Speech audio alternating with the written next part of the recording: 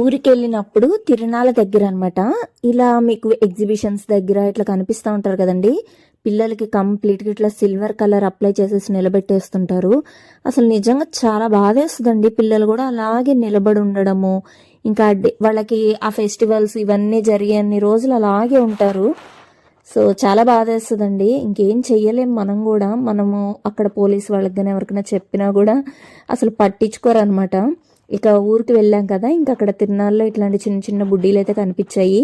స్వీటీకి చాలా ఇష్టం అన్నమాట ఇలాంటి వాటితో ఆడుకోవడం అయితే. సో అందుకని ఇంకా అవన్నీ చూస్తూ ఉన్నాం అనమాట. నేను చిన్నప్పుడు ఈ స్టవ్ ఇలాంటివన్నీ కూడా నేను కూడా కొనుక్కుంటా ఉండేదాన్ని. ఇప్పుడు స్వీటీకి కొనిస్తా ఉంటే భలే ఫన్నీగా అనిపించింది. ఇక్కడ ఒక షాప్ కీపర్ అంటే అంకుల్ చూడండి ఎలా పెట్టుకున్నారు, సేల్ అట్రాక్ట్ చేయడం అనమాట. ఆ తర్వాత అక్కడే పానీపూరి కనిపిస్తే ఇదిగోండి బుడ్డోడు మేము అందరం కలిసి అక్కడ పానీపూరి అయితే తినేసాం అనమాట. Please do